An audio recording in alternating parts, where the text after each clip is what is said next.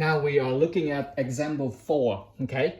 And this is our exponential growth model for a certain, population.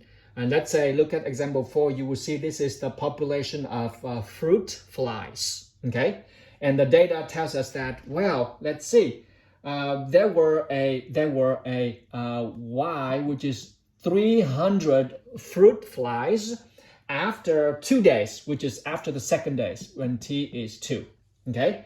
And then we also collect the data, and you see that after 4 days, okay, they counted, and wow, you count fruit flies, and you got t, t here after the 4th day, which is t is 4th, you got 400. Is it 400 or 300?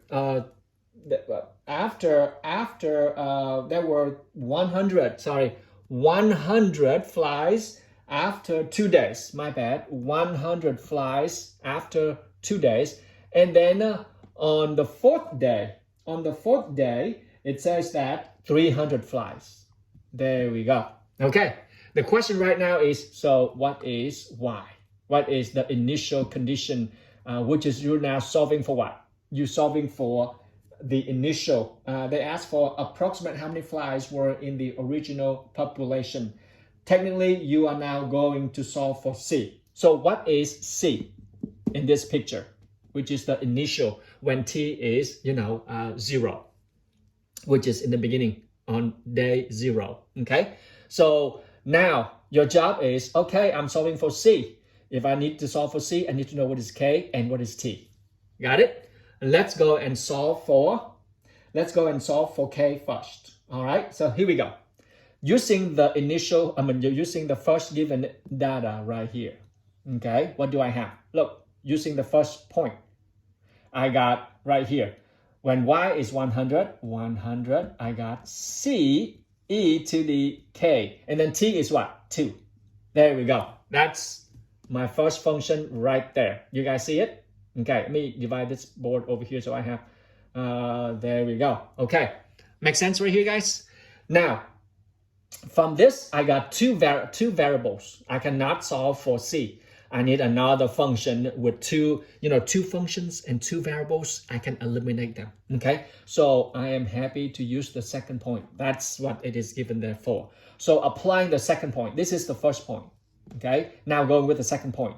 When y is 300, okay, C e to the 4K.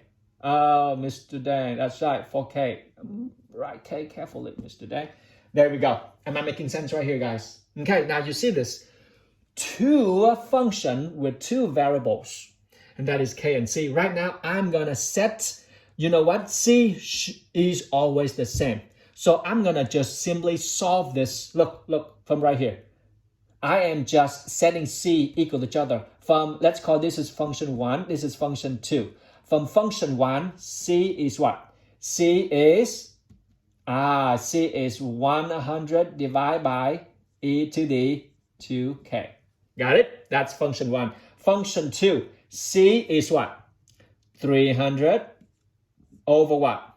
That's right, e to the 4K. Did you see that in your, yes, that's right. Look. From function 1, I got C equals this. From function 2, I got C equals that. See it? Now, since C must be the same C, therefore, these two equal each other. Why do I do this? I'm doing this because I need to solve for K. Got it? So, I'm going to set these two equal each other because they both are C. So, now I got 100 over e to the 2K equals what? 300 over e to the 4K. I need to write my K beautifully so you can see that on the board. Okay, all right, am I making sense right here? Can we divide both sides by 100? Yep, indeed. Now cross multiply. So I got over here e 4K equals 3 what? E 2K. All right, guys, look at that.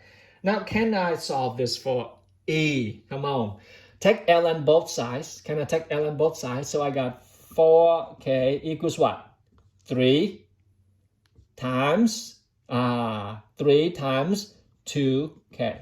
Okay, there we go. All right. Okay, so here we go.